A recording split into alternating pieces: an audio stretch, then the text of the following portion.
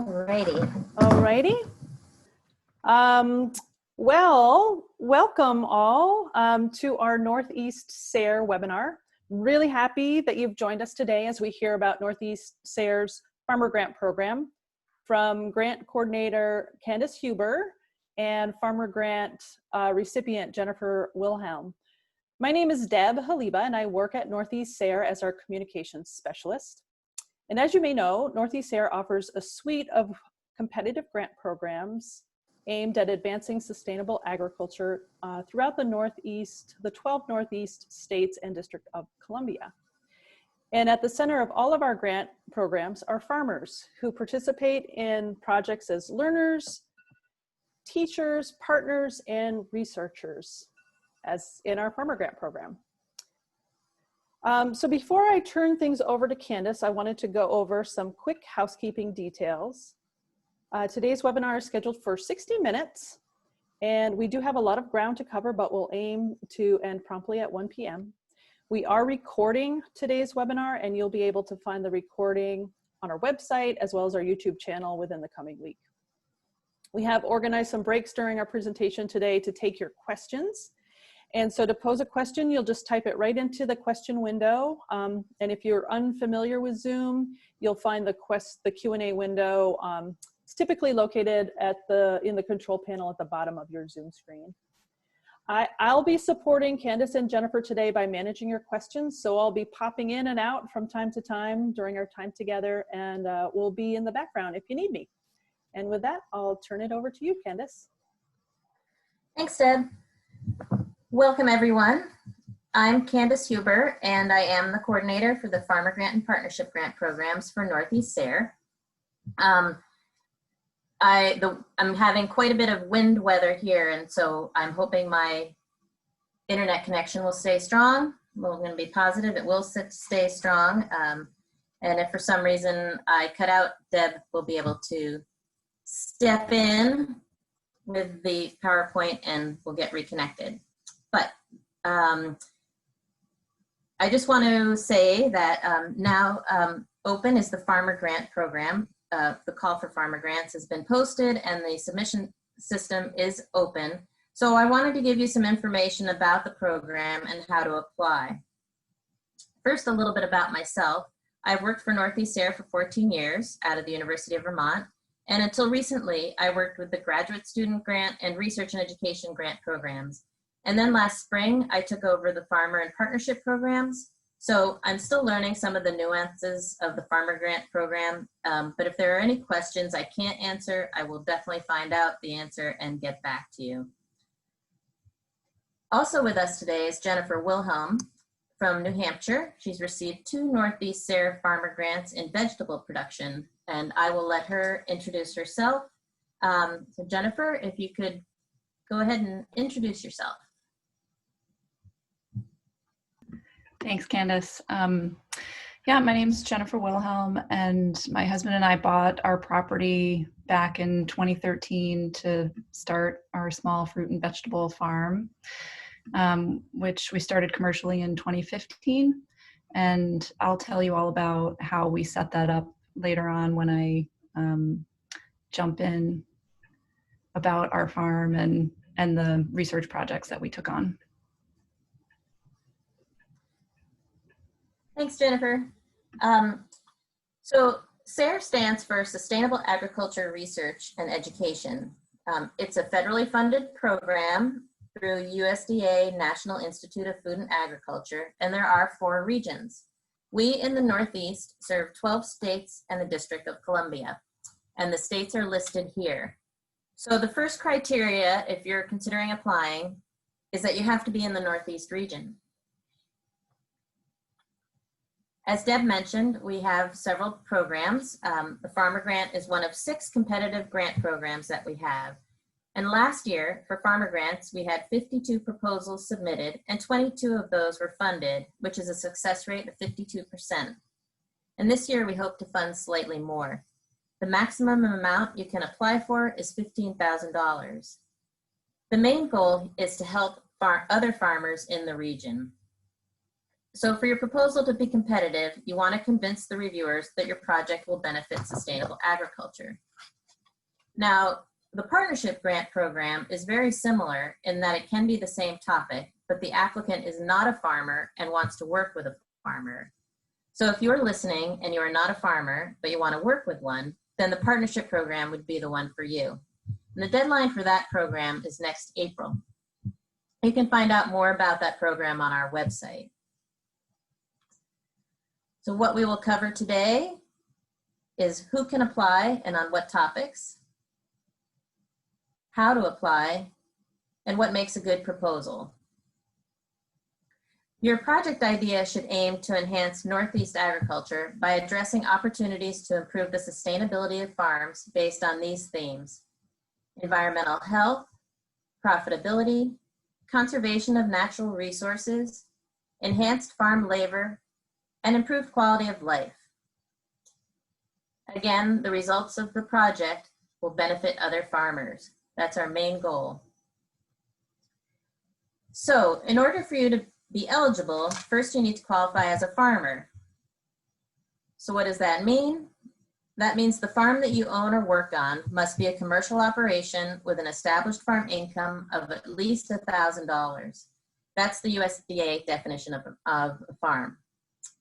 On our website, we do have a document that explains this further, but to give you a couple of examples, the first one is Vines. It's an urban farm in upstate New York, and they sell at least $1,000 per year of produce at CSAs and farmers markets. So even though they are a nonprofit organization and do other activities at their farm, they are still a commercial farm. The second example is a community garden in Maryland. Their primary mission is education and community gardening. So that does not qualify as a farm, commercial farm, so would not be eligible. If you have any questions about whether you're eligible, feel free to contact me directly. As far as topics go, the only criteria is that it enhances agriculture in the Northeast. We fund a wide range of farms, products, and methods. Here are some examples of topics from the last couple of years. We funded aquaculture, as in oyster and seaweed production, but any sort of aquaculture. Beekeeping or pollination projects, business management. We had a project that was developing a model for a purchasing cooperative. Any sort of crop or livestock production, such as variety trials, cultivation methods, nutrient management, or pest and disease control. You can work with certain commodities, but your project does not have to be commodity specific. A project can be developing a prototype. It's common for farmers to design things. You're always inventing solutions for things that come up on your farm. So for innovative prototypes that can benefit other farmers, we could pay for the cost of some of the materials. Also, demonstration or education projects are eligible as long as you develop some new educational resource or adapt existing resources to apply them to a new audience of farmers.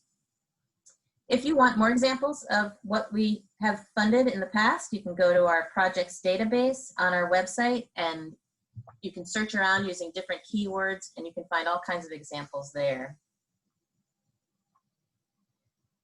So we do fund product testing and product development. Testing is when you're looking to see if something has already been developed, works, or can be applied in a new way. Product development is building a new tool and seeing if it does what you want it to do. We often use the example of muffins. Product development would be creating a new muffin recipe, and product testing would be seeing how good the muffin tastes or how nutritious it is. So for both of these, product development and product testing, the project results must benefit the wider agricultural community, not just your farm. And so the results will be made public. And this is important to know because if you are developing a prototype using SARE funds, you will be required to share the design. So if you want to keep your recipe a secret, you shouldn't apply for funds to cover the development of your prototype.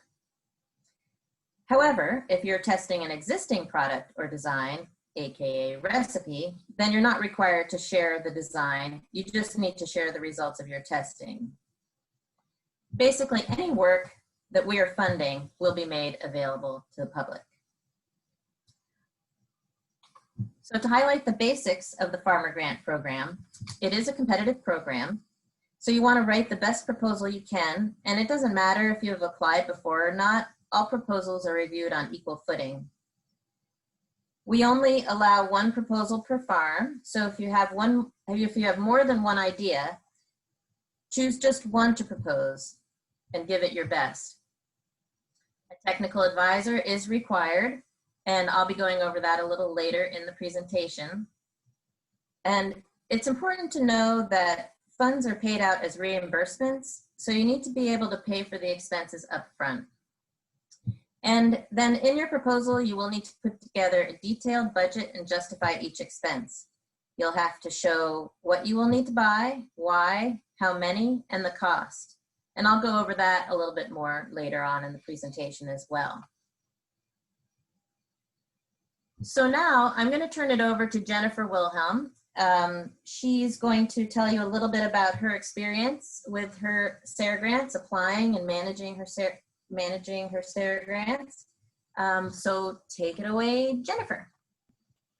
Okay, thanks, Candace.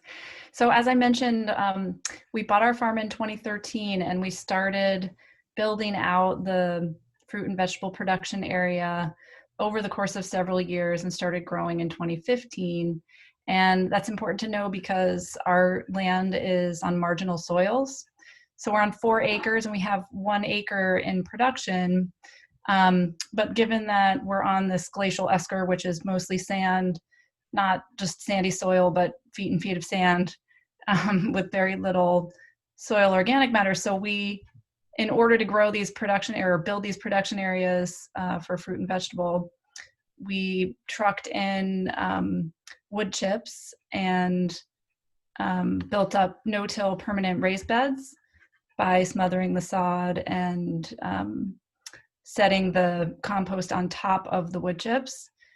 And we found that it took about a year for the beds to become productive. So for the wood chips to break down and the microbial community to establish. But we found that after that year, the system was really productive and incredible at suppressing weeds. So because we're no-till, we're not disturbing the weed seed bank. And because we started with compost that didn't have weed seeds in it, it made weed management really easy. And that was really the genesis of the first idea for our research project. So we conducted that over the course of 2 growing seasons from 2017 to 2019. And we wanted to systematically collect data to confirm our observations. So it's one thing to see that we don't have a lot of weeds, but it's another thing to study it with some predetermined methods.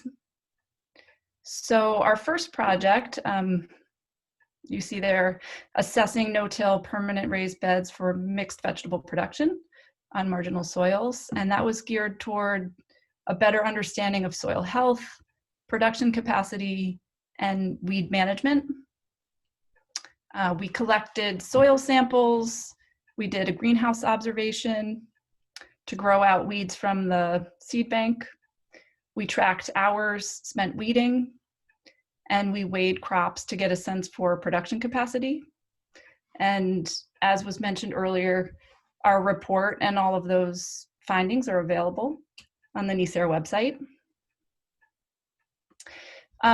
We had a second project, increasing winter farm income, exploring the feasibility of growing microgreens in a modified cold storage room. And that idea came out of a conversation that I had with a friend who works for Cooperative Extension. I was telling her how we built this cold storage room with the CoolBot and that it sits idle for most of the year. And wouldn't it be interesting to try to turn it into a growth chamber? And so she encouraged me to think through how that might work for another farmer grant. So this experiment, we have modified the cold storage room removing the air conditioner and CoolBot, and installing fans to cycle fresh air into the space. We've hung grow lights and installed heat mats on metal baker's racks and to grow microgreens. This project's a little bit more outside of my comfort zone, as I've never grown microgreens on this scale. It's a lot of engineering at this stage, but it's been a great learning experience so far, and I've gotten a lot of help from several really knowledgeable cooperative extension staff. And we'll be seeding our first trays this week. So data collection will start soon. And so we'll be tracking the yields of 4 different crop varieties and measuring electricity use so that we can do a cost-benefit analysis and determine if it's possible from a production standpoint just to grow the greens, and if it's profitable. So our experience applying for the grant, it took some background work to determine if similar experiments had been done, and if so, what the outcomes were. So if you're not familiar with how to do a literature review, your technical advisor should be able to help you find scientific articles and interpret the findings. And once you get a sense for what has already been done, the grant writing itself is not that complicated, but if you're unfamiliar with the process, again, your technical advisor should be able to help you through that process. And once you've done that background work and determined your methods, and that's really one of the most important pieces in terms of executing the work, the writing shouldn't take more than a few days for the proposal writing. In terms of the challenges that have come up, or working with SARE on contracting and reporting, the NESARE staff are really patient and helpful. We'll let you know when contracting and reporting items are due, how to fill in the forms, or where to look for assistance. The report writing can be time consuming, but if memory serves from the first experiment, it happens on the off-farm season. So again, technical advisors should be able to help you through your data analysis and summarizing the findings. I would say that in terms of planning, understanding what equipment and materials you'll need, what data you need to collect and how to collect it, and how to keep track of all of that data, because that's going to be the thing you'll need to understand how you're answering your experimental questions. And I think that's what I've got. If there are any other questions from you, Candace.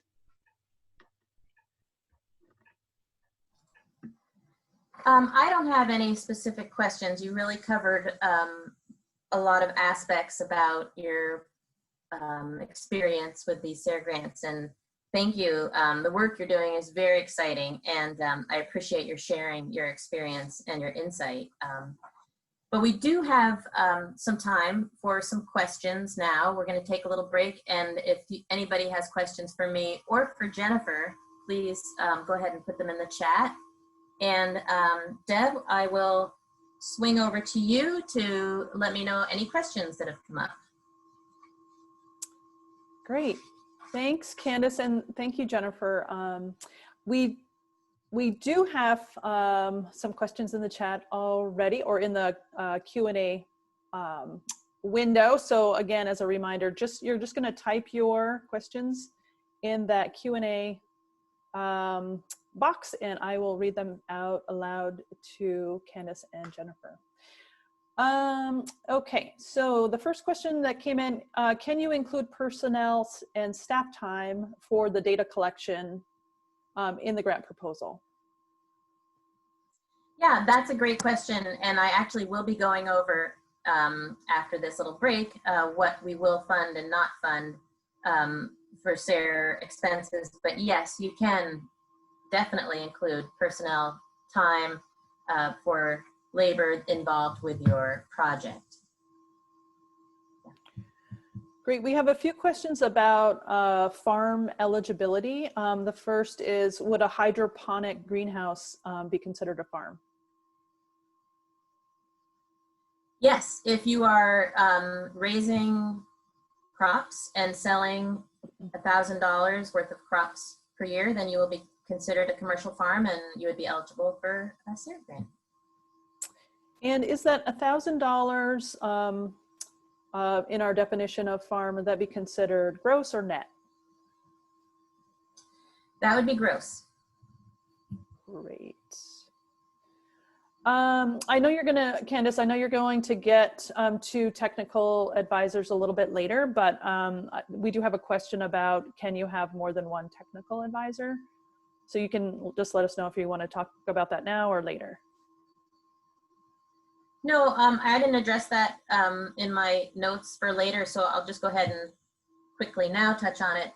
You can have more than one technical advisor. We ask that you list just one person as your technical advisor and have that person, you know, you're required to submit a letter of commitment from that person, and I will go over that as well. But you will also have an opportunity to list other collaborators, so you can have other people collaborating with you and advising you on your project. If they're advising you on your project in any way or helping you maybe with outreach or developing your proposal or working with you to do any part of your project, then you will include them as collaborators and will want a letter of commitment from them as well. So you're just required to have one technical advisor, and there should be one main person that we have on listed as your technical advisor, but you can have as many collaborators as you would like.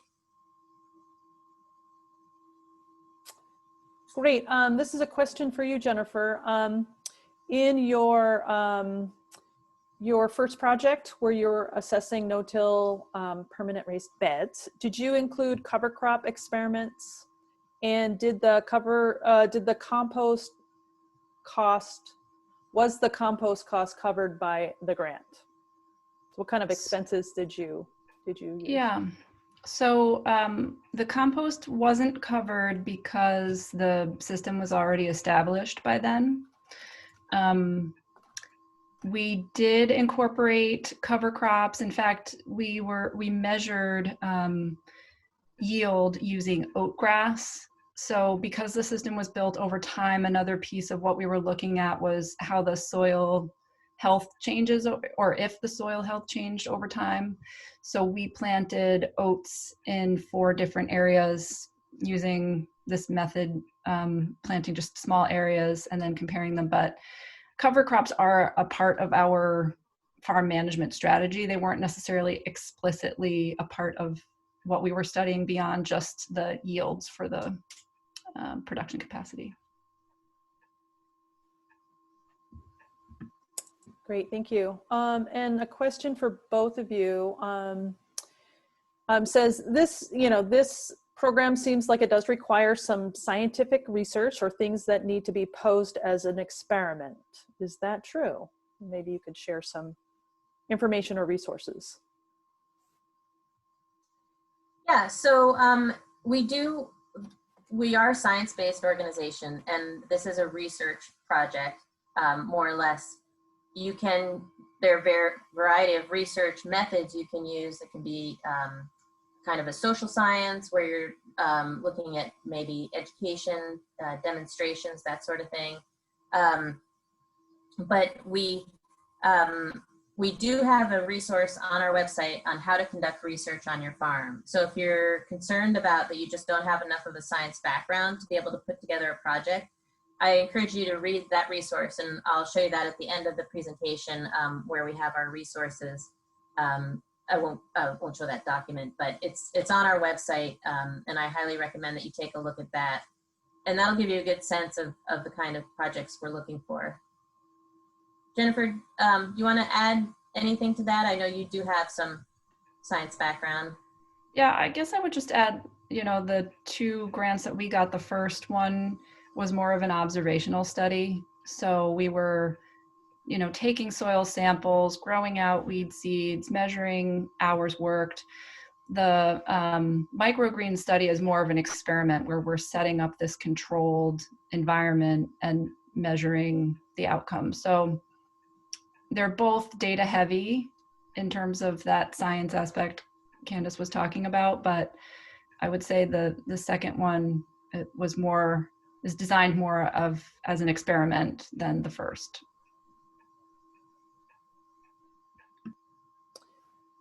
Great. Quick question about the 1,000 income or eligibility. Is that current year or previous year? It's current year, or if you can just show that you're established by the time of your application. So it doesn't even really have to be previous year, but if you can show your that you by the end of this season, for instance, that you'll have that much, then you would qualify.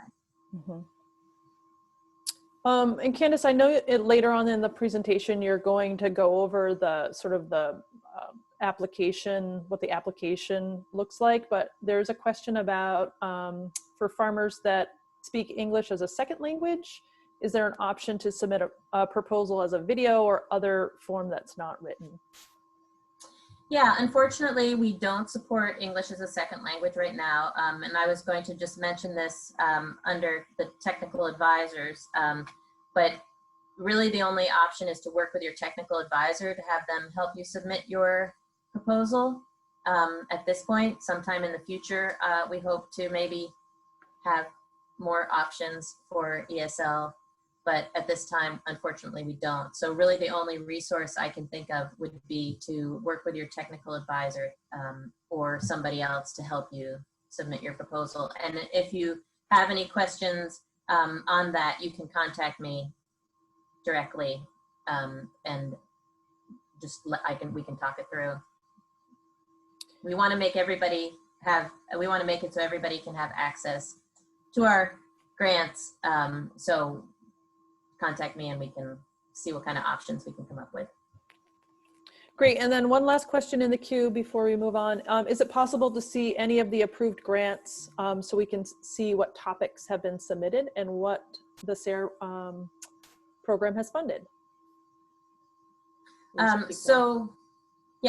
So we do have, as I mentioned, on our projects database, you could go to the projects database and there's a way to put in certain criteria. And so you can enter Northeast and you can enter farmer grants and you can enter maybe the last few years and it'll pull up a list of grants that we have funded.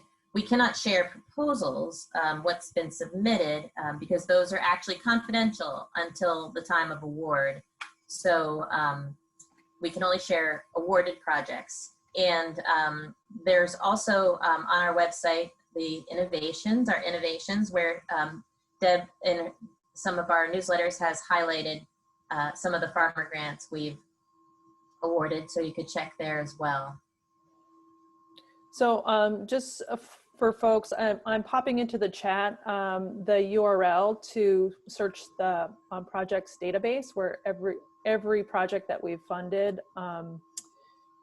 can be searched. You can check them out. So I just pop that in. So that's where you would see our funded projects. And that's all the questions we have in the queue right now. So we should move on. Excellent. Well, those are all really great questions. Thank you, everyone. So in this next section, we're going to go into a little more detail about how to apply. So as I mentioned before, you are required to have a technical advisor, and the role of the advisor is to provide support to you as a grant applicant. Support such as helping you design your project, reviewing your proposal, assisting with outreach, or troubleshooting issues that come up during your project. And Jennifer mentioned a little bit about how she worked with her technical advisor. And we do have some on our website. You can find a guide for technical advisors, as well as some videos of other farmers and their technical advisors describing how they work together. But here again, going back to that question about English as a second language, the technical advisor would be somebody who could help you with that. So you might want to consider that when you're choosing a technical advisor, somebody who can really help you in that regard.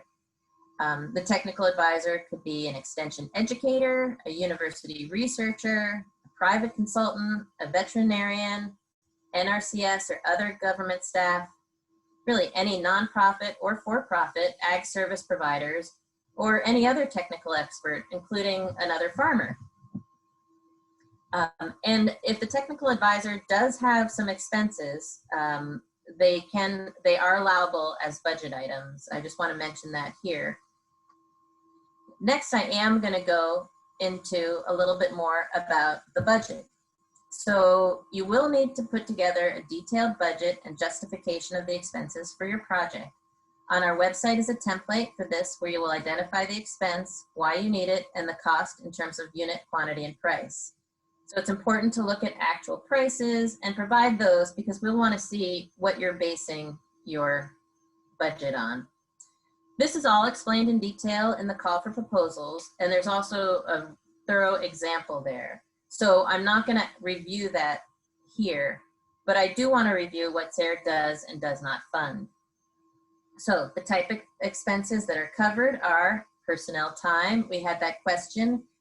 So any extra time spent for project tasks, like hiring somebody to collect the data, or if you have to put in extra hours on your farm in order to be able to do the work for the project, you can include those in your budget. Materials and supplies like flagging, seed, collection vials, those sorts of things that are necessary for the project. Travel, sometimes you have to travel, maybe it's part of the study or maybe it's for outreach to present your results at a conference.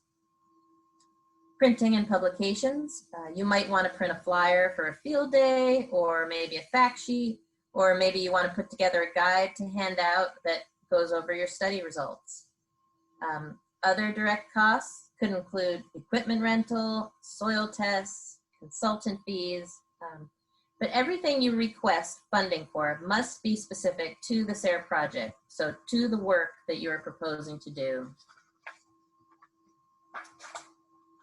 Some things we don't cover are business or farm startup costs. There may be other programs for that, so you could check with your local extension office or other farmer organizations in your area if you want startup money. On that note, however, if you are a beginning farmer or you want to think about starting farming, we do have a lot of information for you through that projects database, as well as publications that SARE has put together. So I encourage you to go to our website to explore for any kind of information about farming you might want to have. We can't pay for you to build a structure like a barn or do a major renovation. We can't cover the purchase of equipment or motorized vehicles. Now, if it's specialized equipment that's required for the project, it could potentially be covered on a prorated basis, but not if it's something you would normally need in your farm operation. Cell phones and cell charges are not allowed. Food is not allowed unless it's necessary for the continuity of a meeting, as in there's no other option for participants to get sustenance. We can't pay for any swag or incentives. We won't cover labor or operating expenses for your normal farm operation. So again, if you're putting in extra time to do the study, you can request that under personnel, like maybe the time spent recording data. But you can't put in time spent for, say, collecting eggs that you would normally be collecting anyway. And finally, any expenses outside the contract period are not eligible. So the contract would start on March 1st, 2021, and the end date will be set based on the time needed for you to do your project. So just going back to the equipment situation, as people have a lot of questions about this. If it is specialized and necessary for the project and not something you would ordinarily need to have, SARE could fund it at a prorated amount based on its usable life. So as an example here, the farm needed a microscope for their project, but they didn't have one. So SARE prefers that equipment be rented, but sometimes that's just not feasible. So in that case, you will need to purchase the item and then can request reimbursement at the prorated amount. Here, the microscope is considered to have a useful life of 10 years. It costs $1,600. So since the project is a 2-year project, SARE would pay 20% of the cost, or $320. If they had found a rental option for the microscope, that would go under rental of equipment. In this particular example, they needed more land to do their project, so they've included that in their budget as a rental charge, land use rental. So we highly recommend that you prepare your answers to the application questions before entering them into the online system. Posted on our website, there is a Word doc format of these questions to help you answer them offline. It's called the Proposal Prep Worksheet. You can use this to prepare your answers, paying attention to the word limit for each question. The first question is the proposal summary. Now this is a standalone summary of your project. It should briefly describe the issue, the objectives, the key components of your plan of work, and your outreach strategy. Since the summary is the first thing reviewers will see, we recommend that you take a good amount of time to make sure it's clear and compelling. And you actually may even want to write this after you've written the rest of your proposal, when you're clear about all the different pieces of your project. Next, what resources, experience, skills, and capacity do you bring to the project? Reviewers want to know that you'll be able to carry out the project. So be sure to describe thoroughly your experience, your farm, and what resources you have available. What's the problem, the issue, or opportunity that you are addressing? Why is it important? And what can you do to make it better? You want to show that there's a need for your project, that it's something that will really help farmers, and that it's something that farmers are looking for. Then we ask you to look back at what has already been tried and describe it and how your project could build on the existing efforts.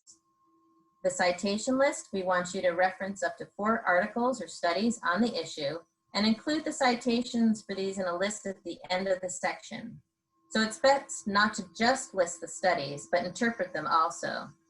Here, you can also cite any documents that you have referenced in any other sections of the proposal. Then your project objectives, you want to clearly state your objectives. If you have more than one, preferably in a numbered list, we want you to be specific in stating the questions that you're asking. And then materials and methods. Reviewers want to know that your methods will get you to results that are meaningful and that will answer your questions. Be specific and state exactly what you're going to do, how you're going to do it, and when. This is like a guide to what you will do. For instance, if you will be collecting samples, be specific on how you will handle the samples, when you will collect them, and the tools you'll use to perform the tests, and those sorts of things. So instead of saying, I'm going to do a soil test, say, I will collect soil samples from each plot in June, July, and August and send them to the Cornell lab to determine the pH, nitrogen content, and things like that. Be very specific. This actually, under materials and methods, is also where you will upload any diagrams, sample questionnaires, or anything that could help the reviewers understand what you're going to do and how you're going to do it. Then we have outreach. We want you to explain what you're going to do to tell other farmers about your project and your results. This could be demonstrations, twilight meetings, presentations at meetings, a guide, videos, webinars. There are really many options, and just know it definitely does not have to be an in-person event. Then your timeline. We want you to lay out each activity for your methods, from your methods through to your outreach, when, who will do them, and how long it will take. This should align with your methods and also with your budget. If reviewers see that you're requesting money for extra field help, then you should have it identified in the timeline when and who will be doing that work. On the other hand, if you set up your timeline and you use 20 hours of employee time to collect soil samples, then that helps you identify that you should be asking for that in your budget. You'll also need to submit the budget template or the budget spreadsheet, and as we described earlier, and you will need to upload that to the submission system and enter the category subtotals into the online system as well. But again, that's all laid out in the call for proposals and also in the online system. There are two final questions that aren't on the worksheet because they don't apply to everyone, and that's regarding human subjects and livestock. If you aren't working with either of these, you can answer no to each one and move on. But USDA NIFA requires that projects are done in accordance with protections for people and vertebrate animals. So if you are working with either of these groups, you need to answer the relevant questions. And again, this is described more in the call for proposals, but if you have any questions about whether this applies to you, you can contact me. So to summarize, what makes a strong application? Reviewers want to be convinced that there is a problem and that your project will help address it. Your objectives should be easy to summarize. What are you measuring and why is it important? You want to demonstrate that this is an area where information is lacking. Are you just repeating work that has already been done, or are you trying something new?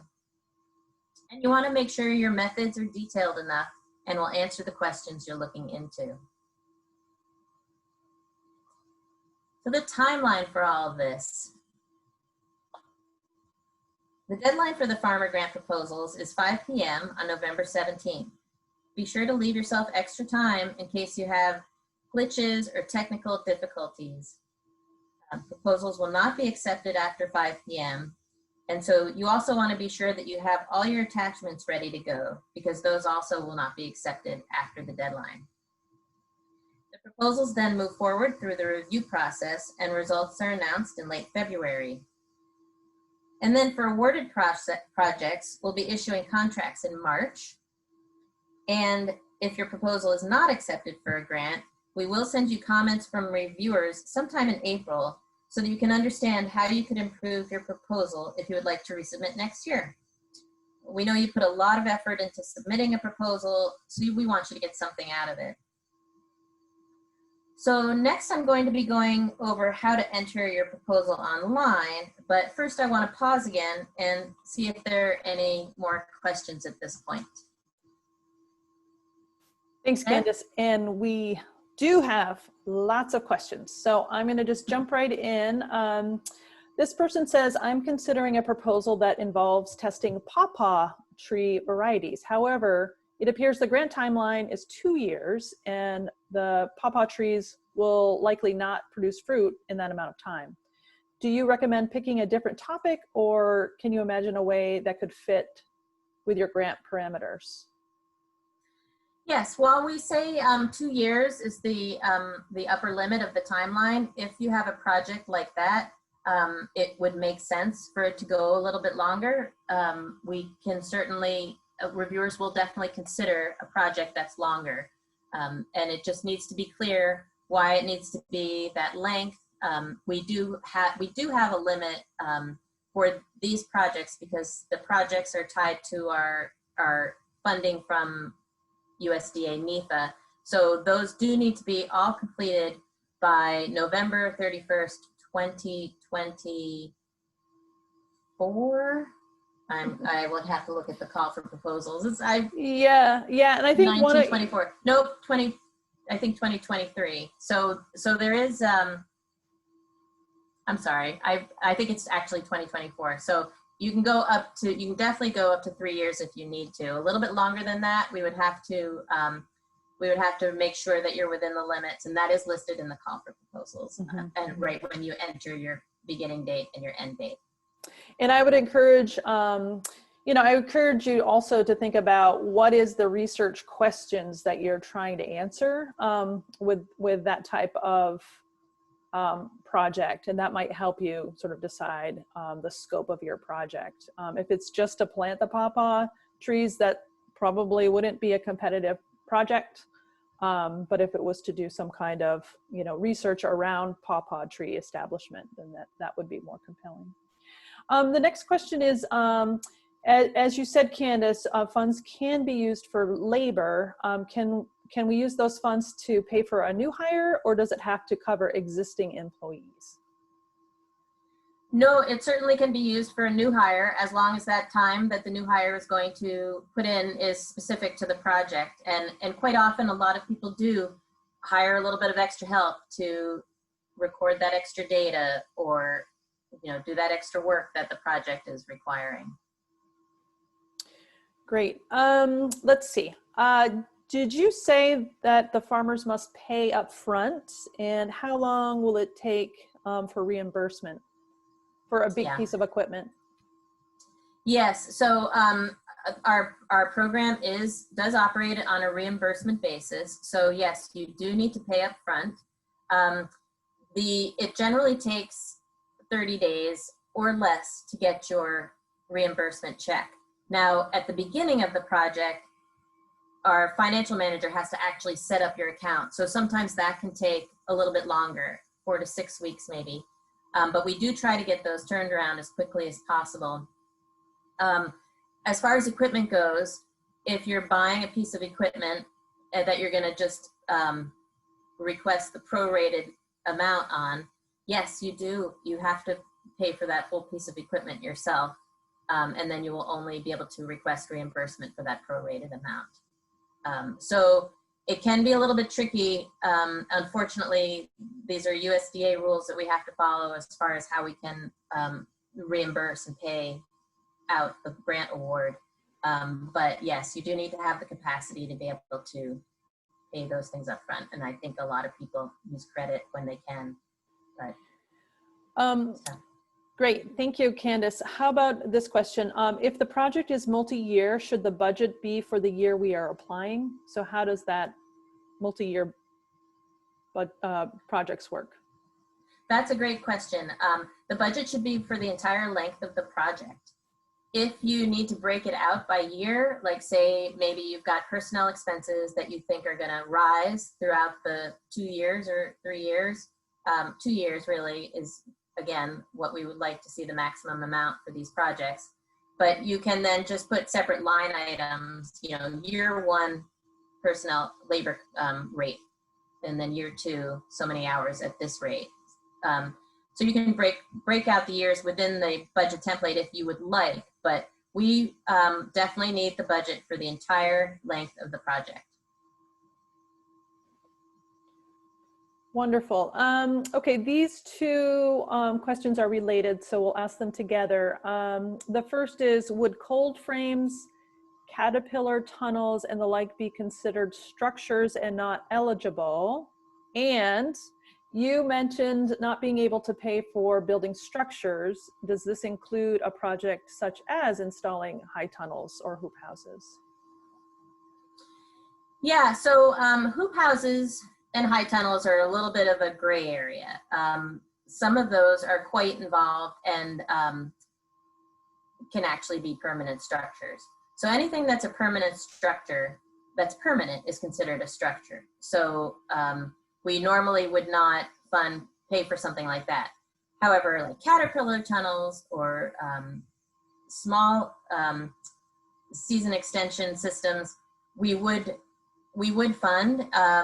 Again, it depends on the project. If you are needing the caterpillar tunnels, if you're looking at, say, how something grows specifically within a caterpillar tunnel compared to not, then we would pay for that because it's a specialized piece of equipment more than a structure. It does get a little bit gray when we talk about these things. Greenhouses, we would not fund because that's a permanent structure.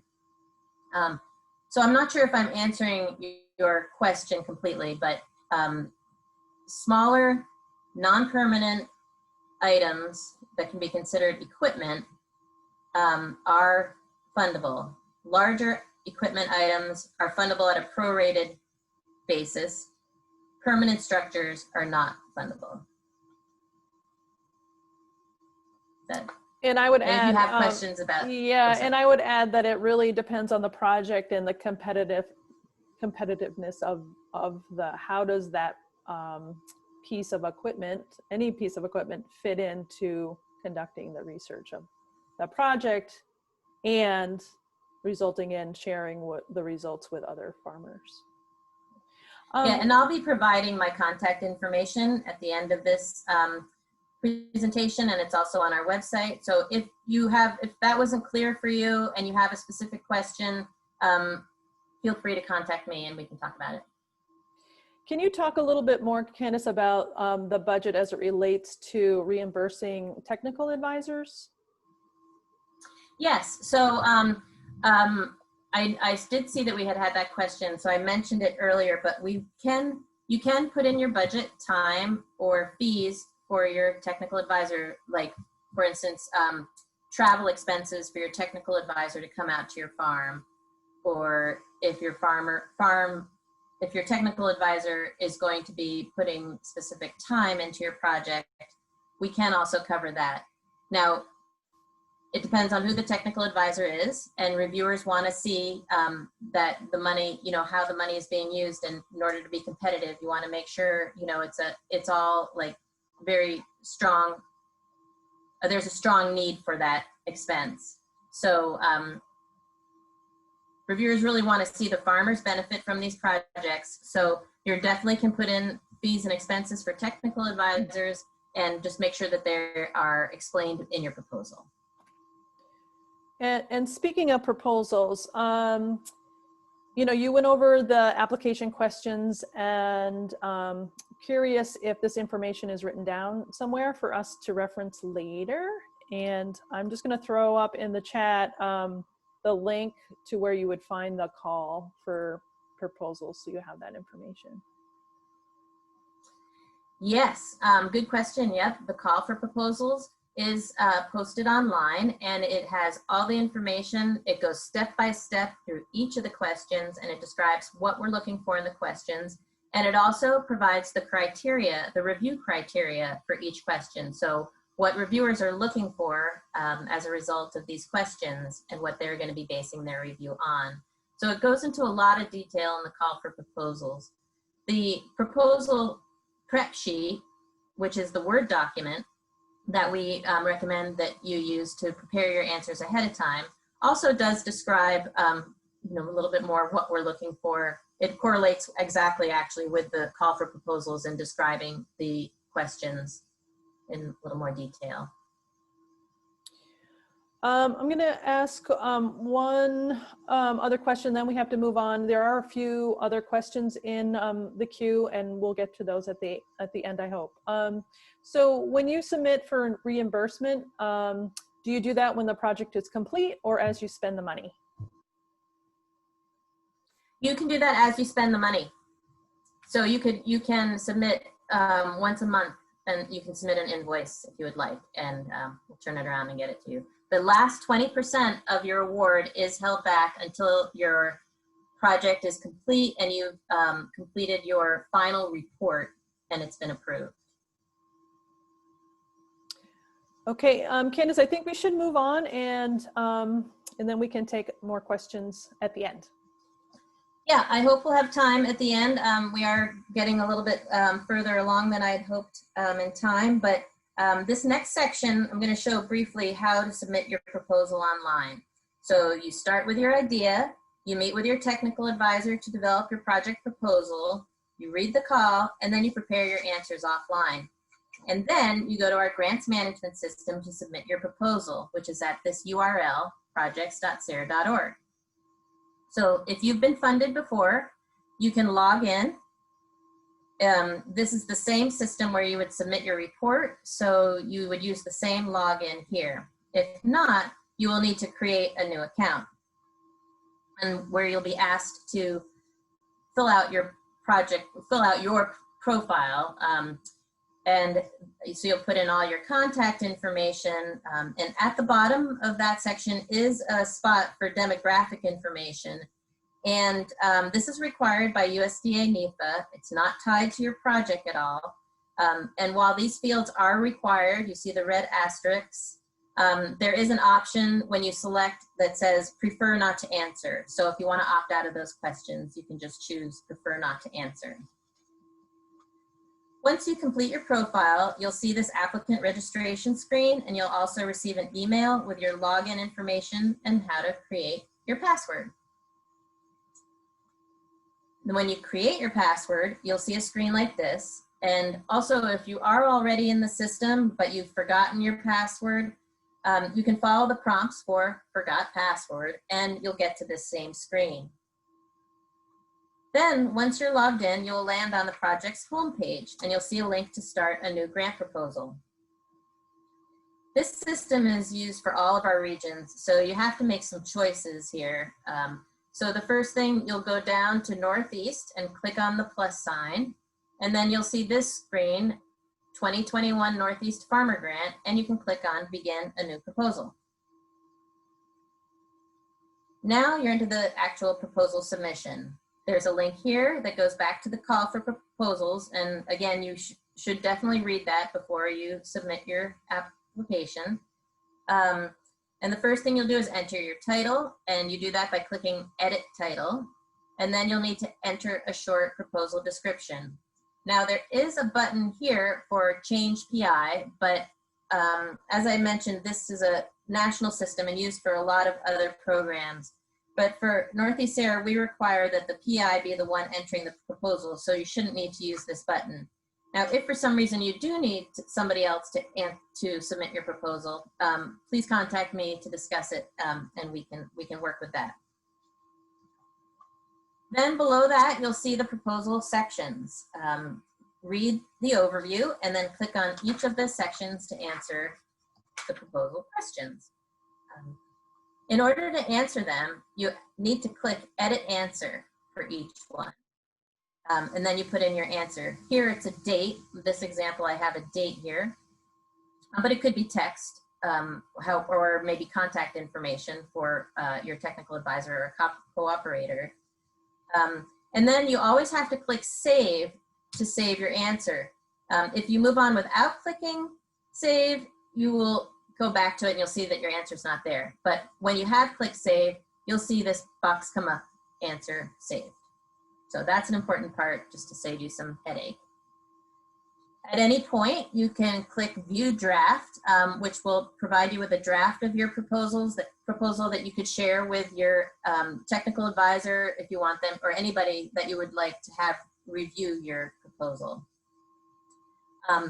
And then you can tell all your answers were saved if you see a green check by that section. If there is a red asterisk here, that would mean that something is missing. Once all these sections are answered, you will see this box show up, Submit Proposal. If you're ready to submit your proposal, it is a two-step process. You click Submit Proposal, and then you have to check this box, I understand that I'm really submitting my proposal, and then Submit Proposal again. At that point, this box here will turn into Unsubmit Proposal. So you always have the option to unsubmit your proposal as long as it's, if you want to resubmit it, you have to do it before the deadline. So you will, each time you submit or unsubmit, you will get a verification email. So make sure that the last email that you had is a Submit Proposal email so that you know that your proposal has gone through as submitted. So that's just really the basic mechanics of the online system. Again, contact me if you have any questions on that. It is necessary for you also to submit required attachments with your proposal before the deadline. So required for all proposals is that letter of commitment from your technical advisor and that budget justification and narrative spreadsheet.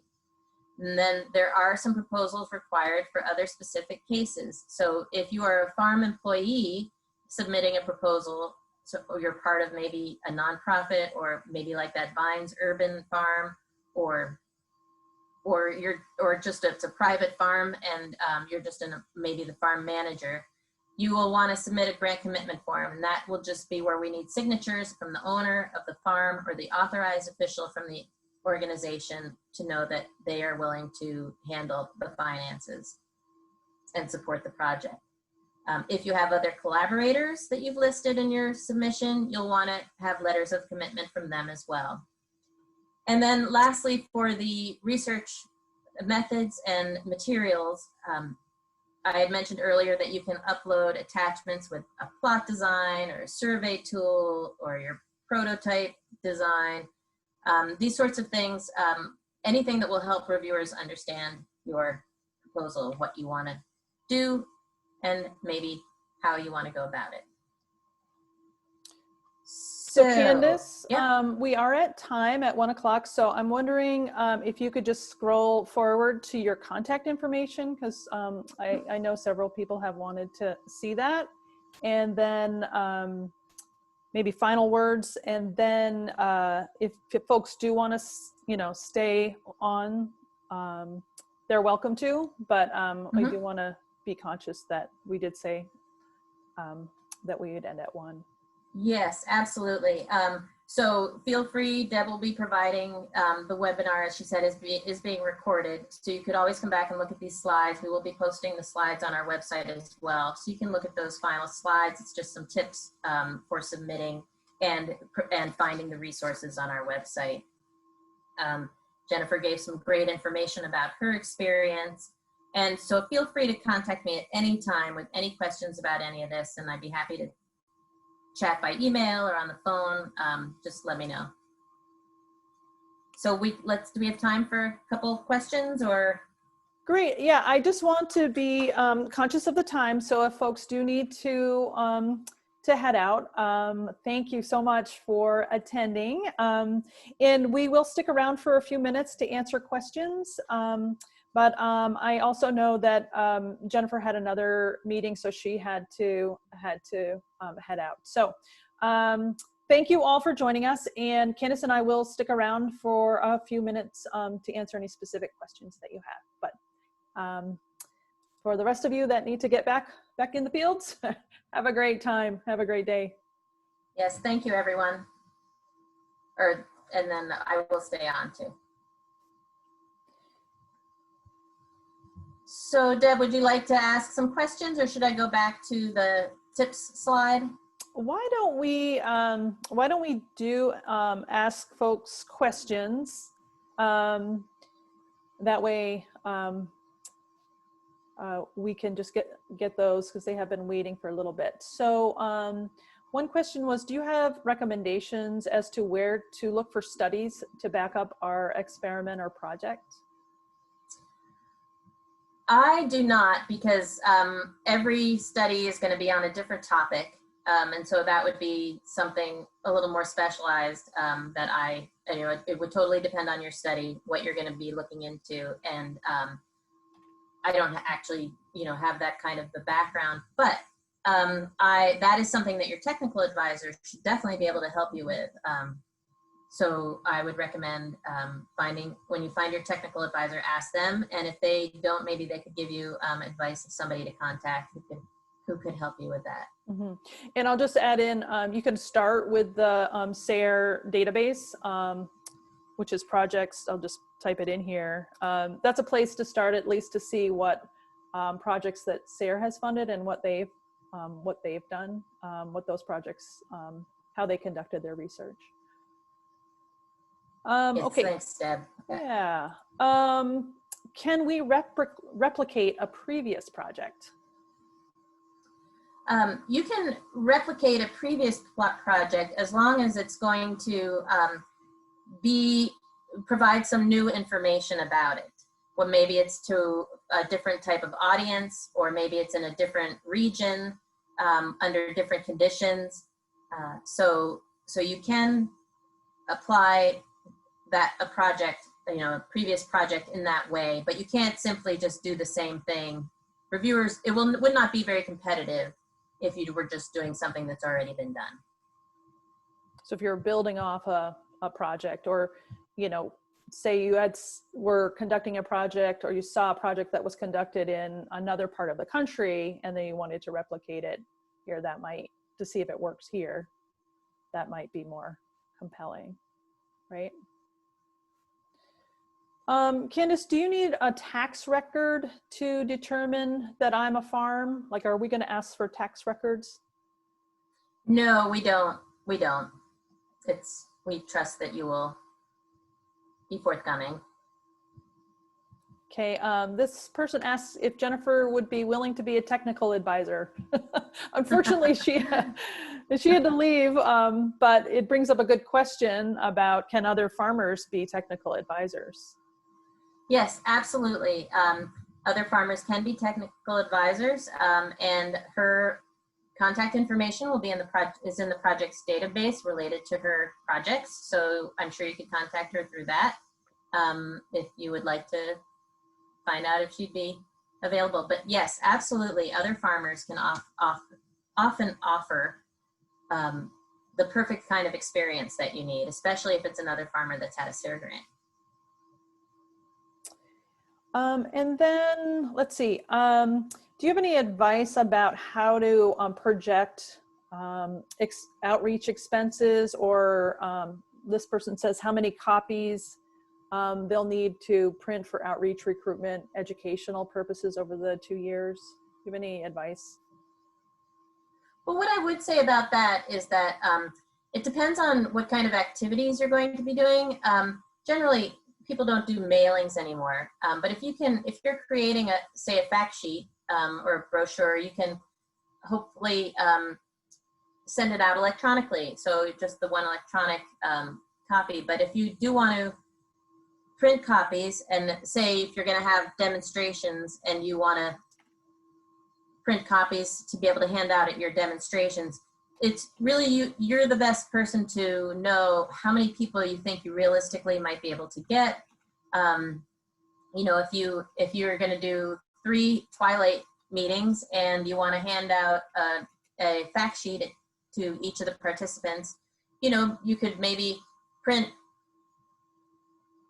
20 of them and see how many people come to your Twilight meeting, and then offer to get them the fact sheet later. But then, you know, you'll have an idea of how many might come to the next one or the next one. So really, you'll be your best guess on how many of those you will need. And it all depends on where you're going to be distributing them and how. Great. So that's all the questions that I am seeing right now. If your question did not get answered, you'll see Candace's email address right there. Also, I'm going to, again, pop in the URL to where to find information about the Farmer Grant Program. So that will give you the call for proposals. It'll give you a recording. You know, we'll put a link to the recording to this webinar, and we'll also post the PDF of the slides, so you can see the slides that Candace covered today. And I think with that, Candace, I think we should conclude today's webinar. Yes, thank you everyone for joining us, and definitely feel free to contact me at any time with any of your questions. Great. Thanks again all, and take care. Bye-bye. Bye.